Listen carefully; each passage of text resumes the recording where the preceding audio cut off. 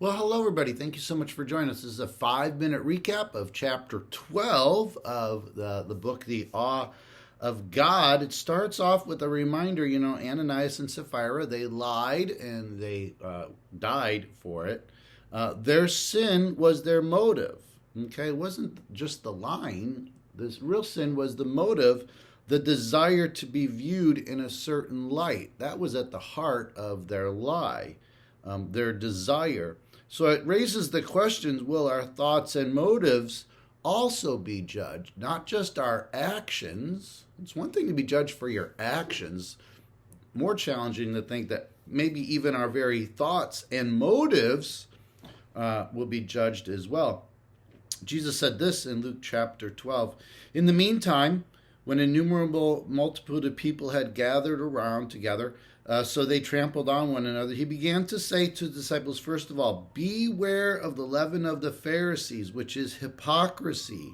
For there is nothing covered that will not be revealed, nor hidden that not will be made known. So obviously he's calling out the Pharisees for their hypocrisy. What is hypocrisy? He's realizing the opportunity to impart a couple things. First, how not to be controlled by the moment. The Pharisees were hypocrites, and they wanted to give an impression of having certain purposes and motivations, when in reality it was quite different. The second is that he's pointing out how quickly hypocrisy can spread, like a little leaven, can affect the whole lump of dough.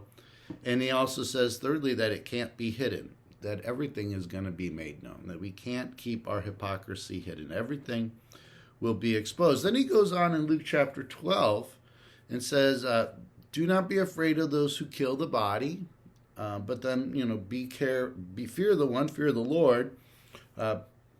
He's the one who we should fear. And again, what Jesus is telling us is that Jesus tells us to fear God, not people. Or simply put, the fear of God frees us from the fear of others, or the fear of man, the fear of people.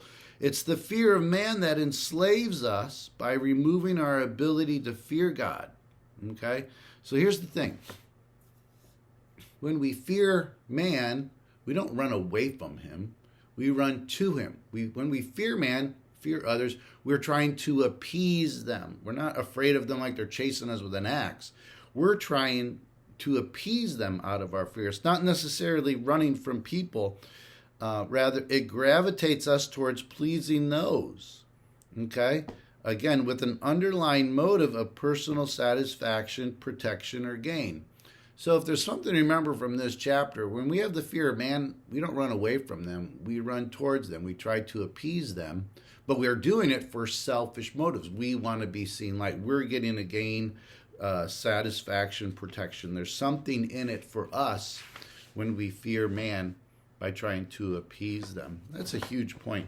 And I'll kind of wrap things up. Here is the raw truth. First, not one motive or intention can be hidden from God. Okay, so God knows our motives. Second, it will eventually be revealed. Okay, the important question is it hidden from us? The fear of the Lord keeps us in touch with our heart motives, which is critically important.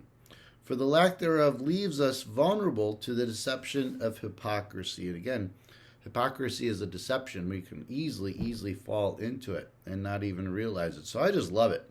The fear of the Lord keeps us in touch with our heart motives. Because lots of times we're not even aware of our motives. But when we have a fear of the Lord, we're going to be more in touch on why we're doing what we're going to do. Again, Ananias and Sapphira, we think their sin was the lie, but their sin was really wanting to be seen in the better light. That is what caused them to lie. And so I just appreciate that. So there's a couple good nuggets in this chapter. Again, the first one, when we fear people, we don't run away from them. We run towards them to appease them because we get something out of it.